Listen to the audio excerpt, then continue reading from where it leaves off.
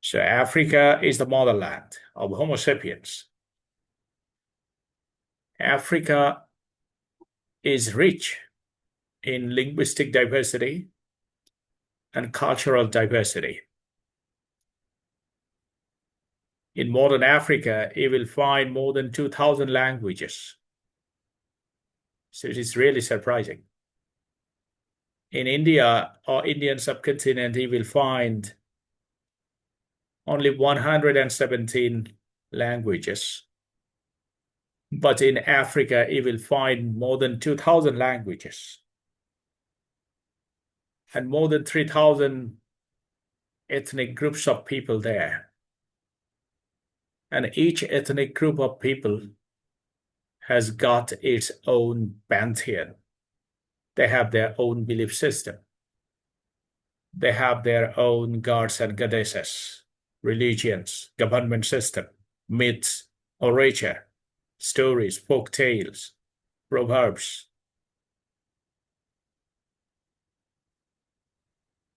And many things have come from Africa that we, the modern people, do not know. We are not aware. So why? Because we know Africa from the colonizers, not from the Africans. This is our problem. You know Africa, you know about Africa from a white man's text. But a white man's text is highly biased. A white man does never want that Africans should be his equal. A white man believes that he is Adam's son, and Africans are not Adam's children. They are monkeys, they are chimpanzees, they are apes. So these are the discourses produced by the white people about Africa. So Eurocentric Africa, Eurocentric study of Africa is highly manipulated by the racial prejudice. And unfortunately, unfortunately, even till the first half of 20th century, we have come to know Africa from the white people's books or white rulers' books. But from the second half of 20th century, Africans have started writing their own texts. Their books, for example, Chinua Achebe is writing about Africa. He's an African, so he writes from inside. So the Africa that comes from his pens or from his books, from his writings, is an authentic Africa. But the Africa that you discover in the writings of Joseph Conrad or even Hegel, the philosopher, that very Africa is a fabricated Africa.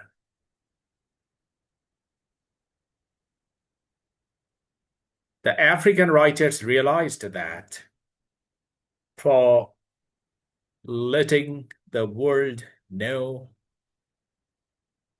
the true identity of Africa,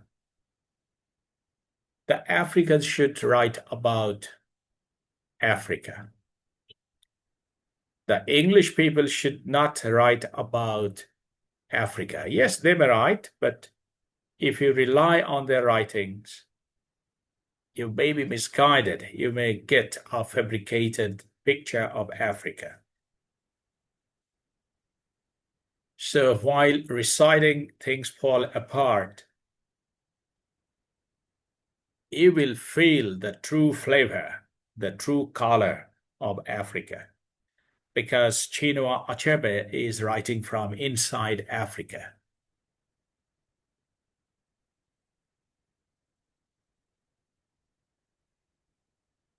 Africa has contributed immensely a lot to the world. For example, if you think of the musical instrument, many of us love the music of drum. I think you know drum, a musical instrument. It is invented by the Africans. This is not our invention. It's an African invention. Or the musical instruments with strings, for example, sitar.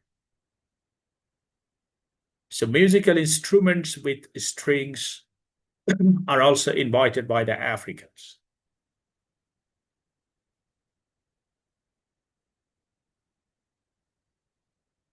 I think you know Cubism. Cubism, which was made popular by Pablo Picasso. This Cubism was originated in Africa, but unfortunately, the Europeans give credit to Pablo Picasso for the invention of Cubism. But actually, this painting technique was invented by the Africans. But the credit is hijacked by the Europeans. So just think of the politics of the white people. They are not ready to give any credit to the Africans.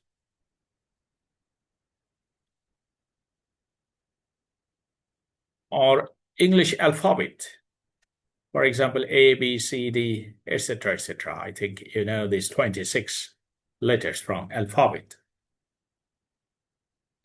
It is widely architecturally and archaeologically believed that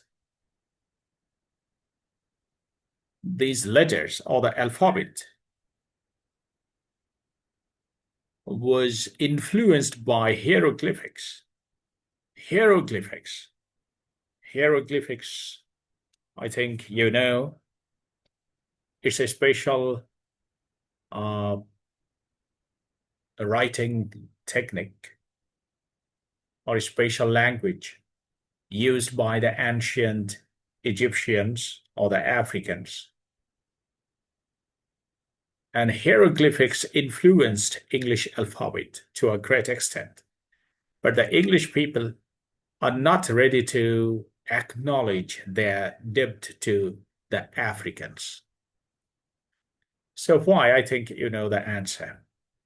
Because the English people had land, but they did not have many people. On the other hand, Africans were there. So they enslaved the Africans, brought them to their land, engaged them in hazardous activities, made them work for them, cultivate their land, construct their subways, rail lines, etc., etc. So in this way, the Europeans always needed Africans for their hazardous or risky activities. And if they give equal status to the Africans, it would not be possible for them to enslave them. That's why they are not ready to give them credit.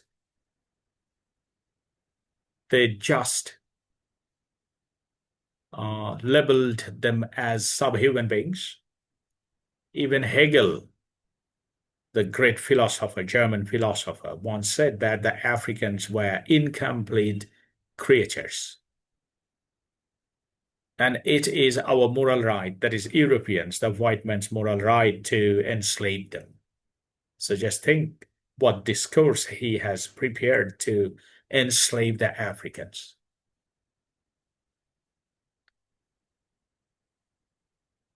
Not only that, if you think of modern day Egypt, you will find pyramids there. And who made these pyramids? The Egyptians, and Egyptians are originally Africans.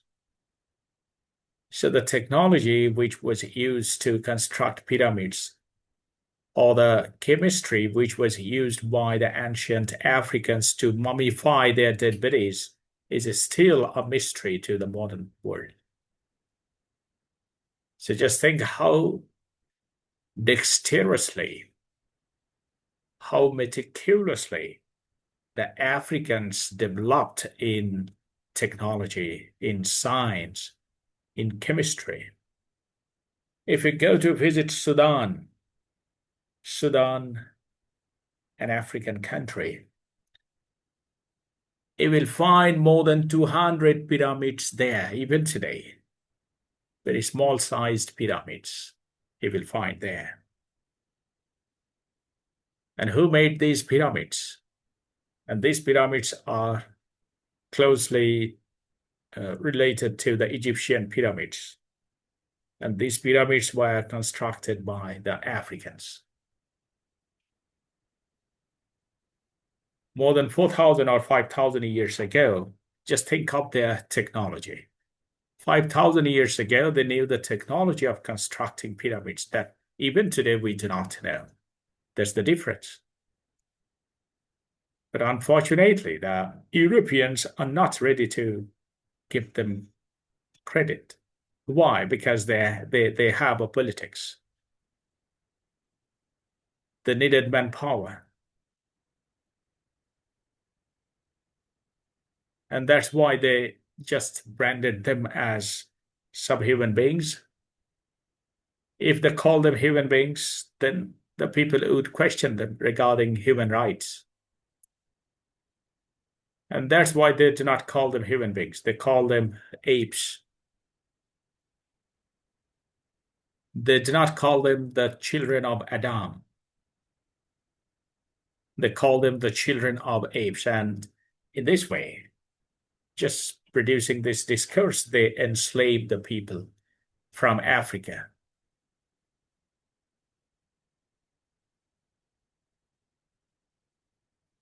Not only that, the Africans were morally very good people. They were also prosperous. In 1595, I have a book on African literature, and I do ask you to collect it and read it. The name of the book is Africa Shahitya Bhavna. And I have incorporated this piece of information there. It is said that in 1595, Vasco da Gama, a Portuguese navigator, went to Timbuktu. Timbuktu is a region adjacent to Nigeria. And there in 1595, he discovered the roads as spacious as they are found in modern Switzerland today. And they also found, Vasco da Gama and some of his companions found that the people of Timbuktu were very much fond of reading books. They had libraries. And Vasco da Gama thought that he would take books there to sell among the people. So just think, in 1595, Vasco da Gama discovered that the Africans were fond of books. But in 1595, he will not find this practice among many nations of the world, even among the people here in this subcontinent, even among the English people. He will not find this practice. So Africa was far, far advanced, even 500 years ago. And I think you will hear the epic here about the epic of African literature. Many people think that Africa does not have any epic. It's wrong.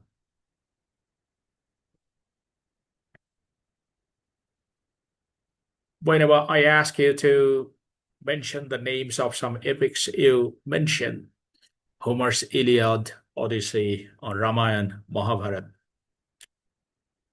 But unfortunately, I have heard nobody to mention the name of the epic Sandhyata, which came from African literature. Sandhyata, a very famous, powerful, invaluable epic of African literature, which was transcribed into English in 1960. No, French language in 1960. And 5 years later, it was translated into English. So just think that Africa has got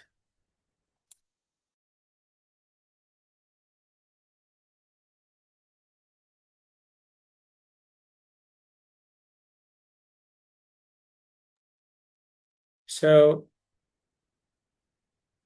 Sandhyata is an emperor from Mali Empire. In 14th and 15th century, Mali Empire was a very rich empire.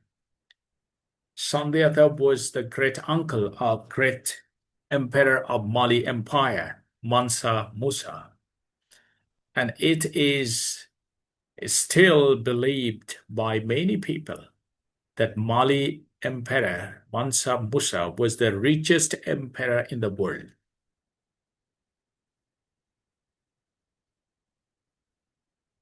But unfortunately, while the English colonizers went to different parts of Africa, they destroyed different architectural sites. They destroyed architectural sites. And they also destroyed different valuable relics of African rich heritage. And unfortunately, Africa could not form a counter discourse. So why? Africa had a great weakness. Africa had its language, but it did not have its alphabet. Africa had its stories, but not in written form, only in verbal form. In Africa, we find storytellers. The male storytellers are called griots. The female storytellers are usually called criotesses. They wander in different places. They visit different communities of people. They tell stories. The young people enjoy their stories. So these storytellers maintain intergenerational link. Intergenerational link. That is, the stories of one generation are usually taken to the other generation. And in this way, intergenerational link is produced.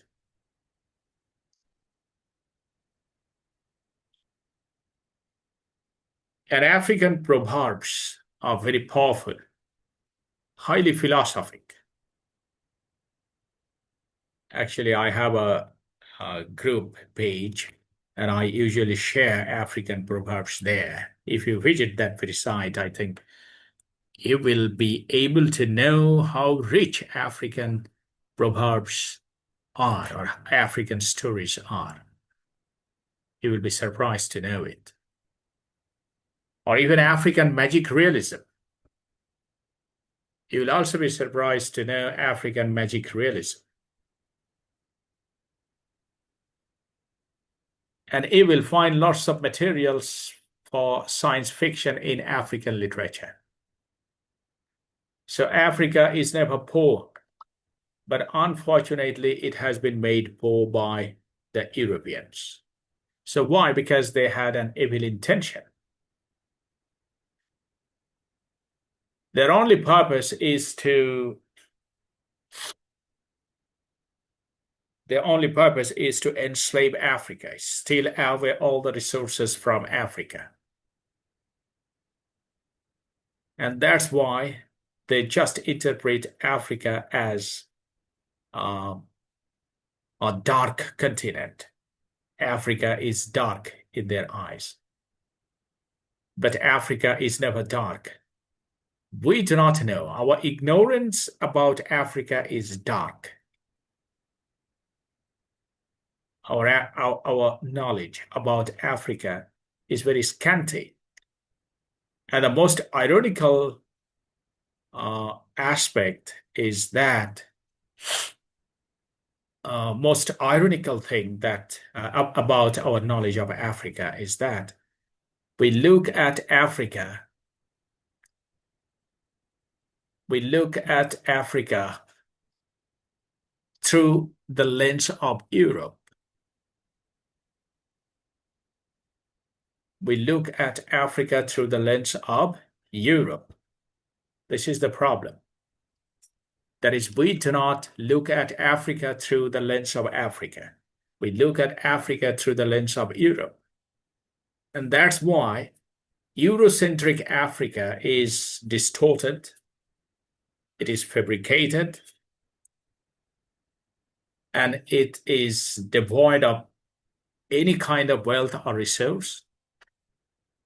It is only a bottomless continent where there is no resource, no knowledge, no philosophy. It's a land of savagery. It's a land of darkness caused by the absence of civilization.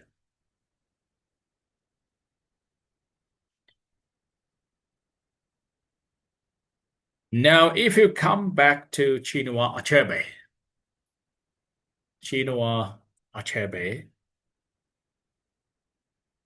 you will find that Achebe has taken up the responsibility to bring Africa to the knowledge of the world with its true color, no artificial covering or no artificial color. Africa is with its true color or authentic color in Chinua Achebe's Things Fall Apart. In Things Fall Apart, what does Chinua Achebe say? Things Fall Apart is a fiction. Remember, it's not a book of history. It's a fiction. And in this very fiction, Chinua Achebe has told us the story of an African communal leader. The name of the leader is Okonkwo. Okonkwo.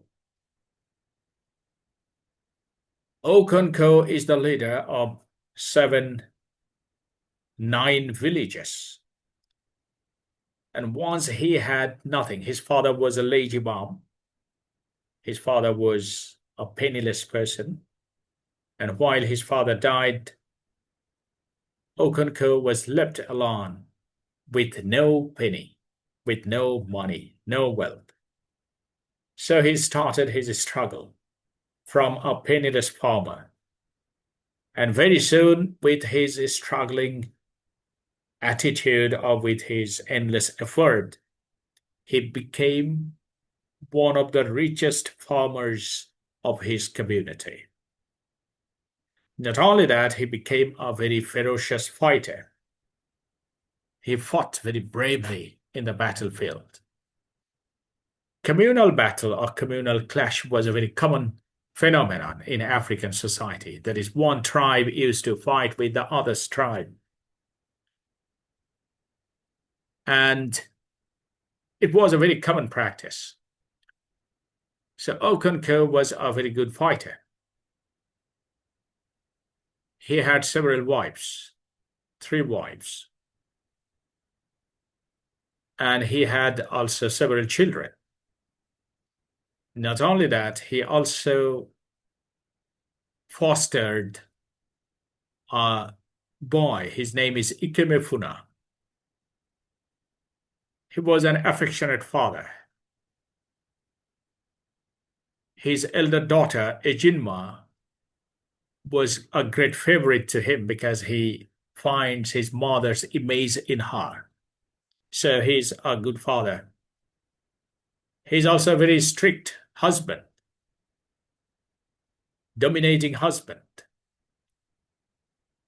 and his wives do not dare go against him. And Okonkwo is a great leader. He knows how to distribute justice among the people. And the people were very happy during his leadership. But this happiness collapsed. It gradually collapsed as soon as the Christian missionaries from Europe, that is from Britain, came to the village of Okonkwo.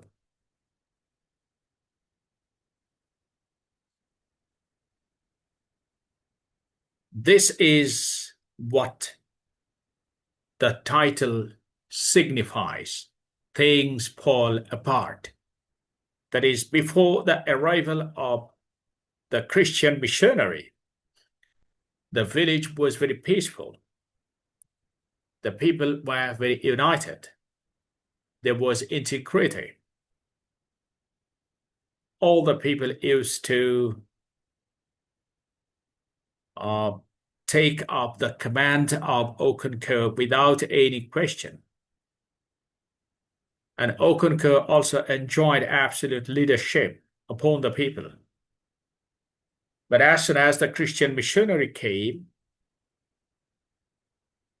their peace started collapsing. Their integrity started falling down. Or the amity or solidarity which bound all the people together started getting loose or looser. That was the condition. That is, the things were falling apart. Okonkwo tried his best to integrate the people or to bring the people into solidarity. But unfortunately, he could not. Why? The missionaries believed in the slow and steady policy. They begged a piece of land from the evil forest. So in the evil forest, they were allowed a piece of land. They constructed a church there. And they started preaching their Christianity among the local people. They also offered education. So the young people, young boys, felt interested in their education. They started gathering around them. Even Okonkwo's son, Noe, the first son, eldest son of Okonkwo, his name is Noe, he also gathers around the missionaries. And the activities or the enterprises of the missionaries increased, or it got multiplied during the exile of Okonkwo. Okonkwo was exiled. So why was he exiled? One day, an elderly person of his community, his name is Ijuidu, died. That very elderly person died. And there are certain practices in African funeral. When a person dies, especially when a great person dies or an important person dies, then his funeral is usually celebrated by lots of noises, lots of sounds, lots of noises. So Okonkwo participated in the funeral. He had a gun. So he shot bullets to produce sounds, because it's a very common belief among the Africans that The more sound or noise he will produce, the faster the spirit of the dead person will be united with the spirits of the ancestors. It's a common belief. In our religion, we do not usually make noise. We celebrate silence.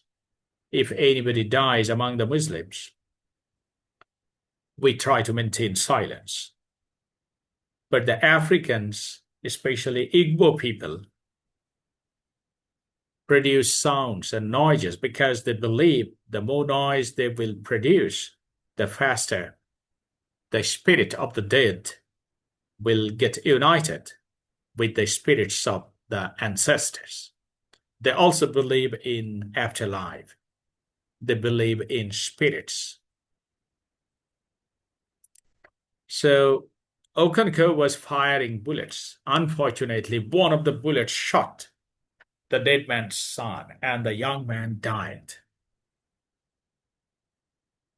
And there is a very common practice among the African communities that if a person is killed by a kinsman, that is, if a near one kills his friend or his son or his kith and kin, then he will have to be exiled from his village to the other village.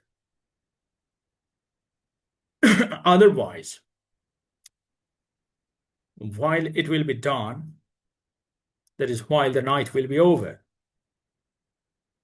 all the people of the community would visit his home and kill everybody and every living animal in the household.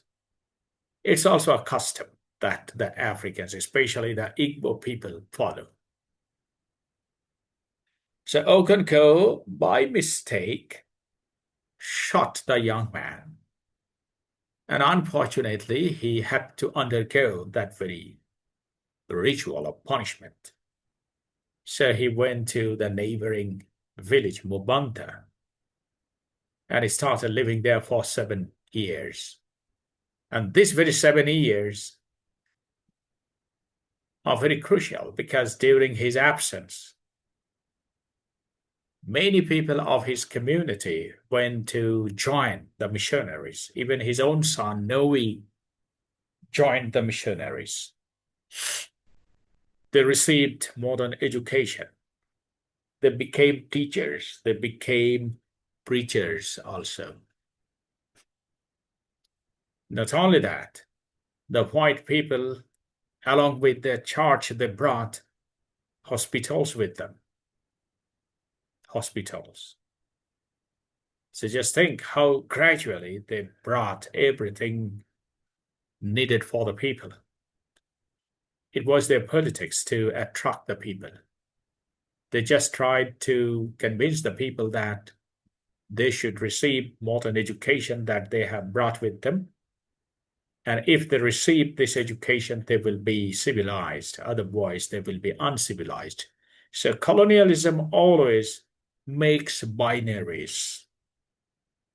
It creates binaries. Binary means contrast. That is, if you are white, then your friend is black. If you are educated, then the other people are uneducated. If you are light, then the other people are darkness.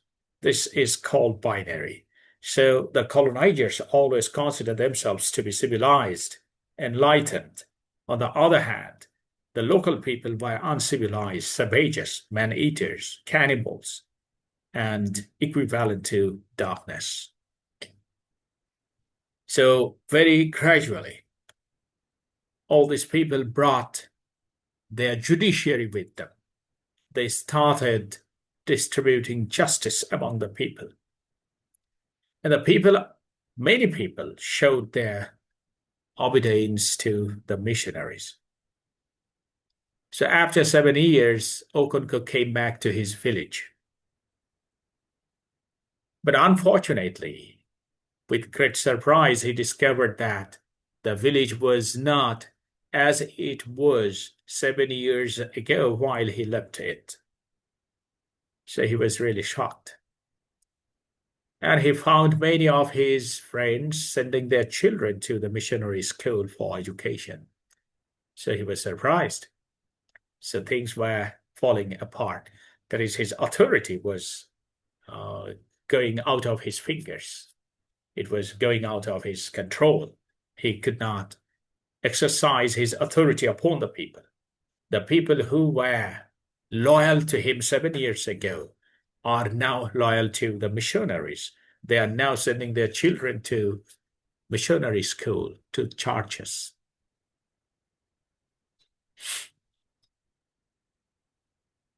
But Okonkwo tried his best to bring things together. He was trying, though ultimately it was proved fruitless, but he tried his best to bring all these things together. So how did he do it? Once he called a meeting in a marketplace. He had some plans to share with them.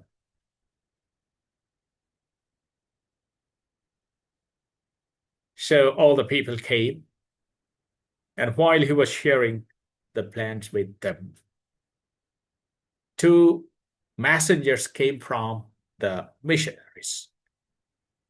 And these messengers were asking them to stop the meeting. They were asking them, hey, stop the meeting. And Okonkwo got furious. He was very, very furious. And while he got furious, his lips did not speak. His knife speaks. That is, he has got a machete at his waist. So he brings out the machete or the knife and cut off the throat of one of the messengers. That is, he detached the head from the body of a messenger, and the other messenger fled away.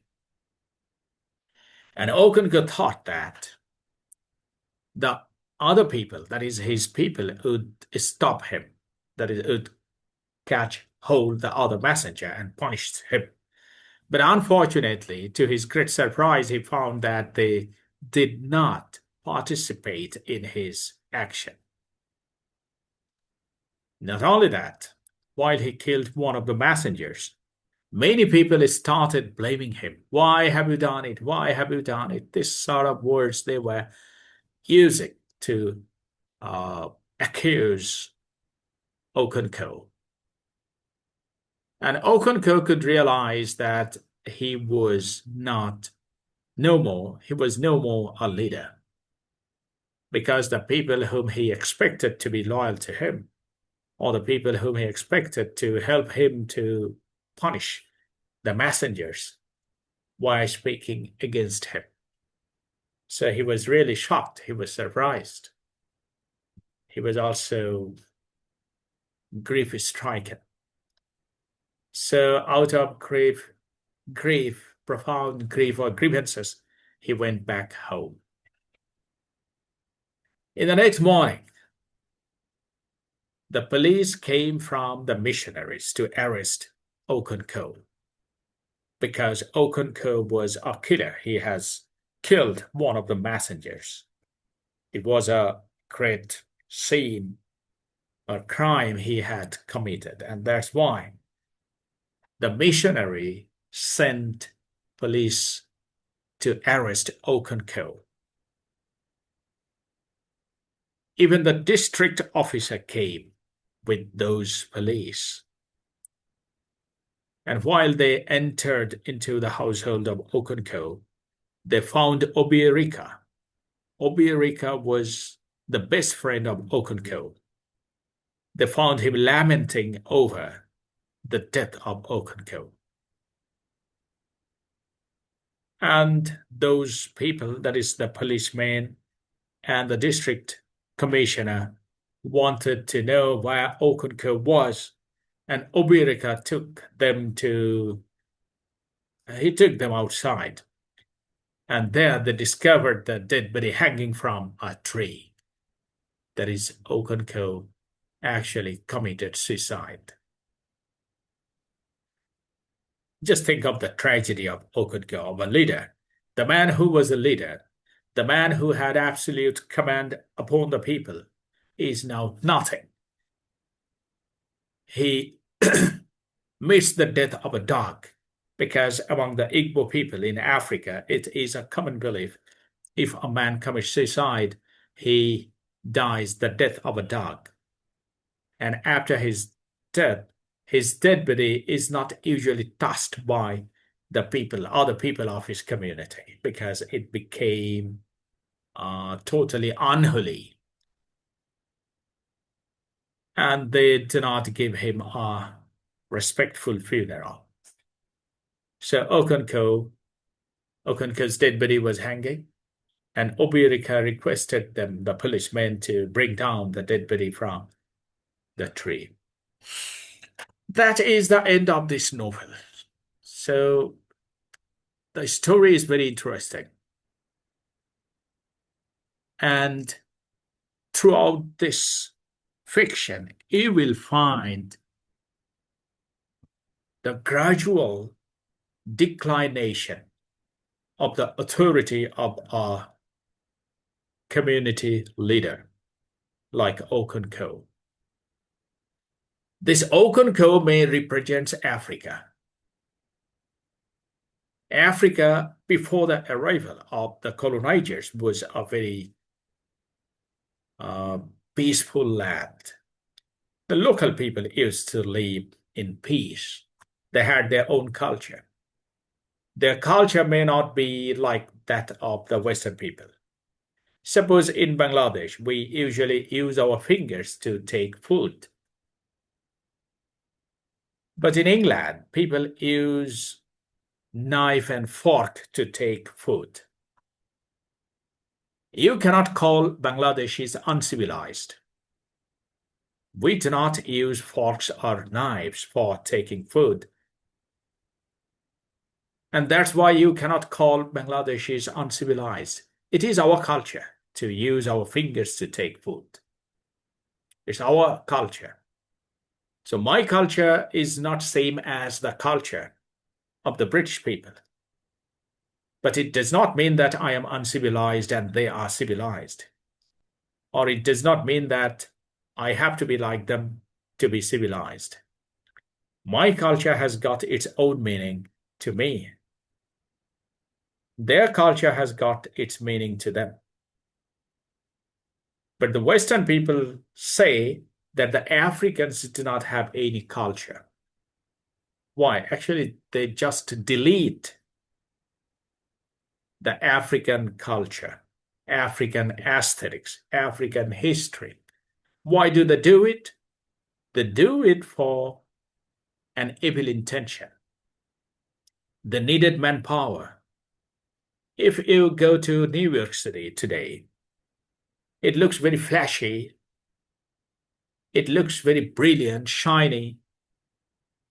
But if you ask yourself, who constructed this New York City? The answer, millions of African slaves. They were made to work inhumanly. They were tortured. They were forced to work. And millions of slaves died of brutal torture. They died of hunger. They died of malnutrition. They died of diseases. And they worked very hard to construct this city. They shed their sweat to construct New York City, to construct the subway of London City. They constructed the spacious roads and streets of Switzerland. So all these Africans were engaged in risky, inhuman jobs to construct infrastructures for the white people. And they tortured upon these people inhumanly. They needed their labor. And that's why they just misinterpreted them as subhuman beings. They are not human beings. They were animals, so they were put to work. They were forced to work or forced to do the work which was not fit for the white human beings. It is for this politics. The white people say that Africa does not have any culture.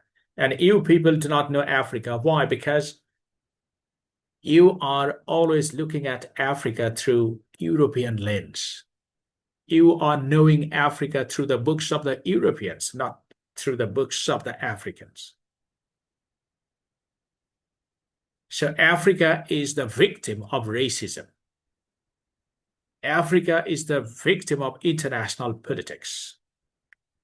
And Chinua Achebe has written Things Fall Apart to let us know that know Africa through the lens of Africa, not through the lens of Europe, not through the lens of the British writers.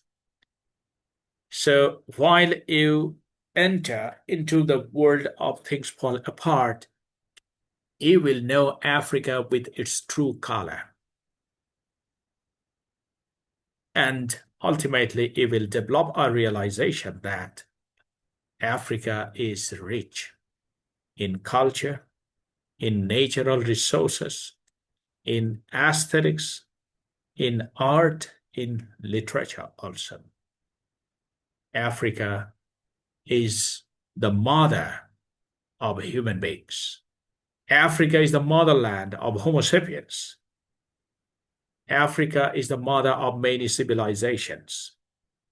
Africa is the motherland of many scientific discoveries and inventions. But unfortunately, European colonizers do not want that we should know Africa through the Africans. So Eurocentric Africa is a fabrication. We have to know Africa from Afrocentric lens or Afrocentric discourses. And Chinua Achebe's Things Fall Apart is an attempt to create an Afrocentric lens and to make the people know Africa from the eyes or from the perspective of an African, not from the perspective of a European. So this is all about my today's preliminary discussion of Things Fall Apart. Now let me listen to you. If you have any question, please you may question me. I like to listen to you.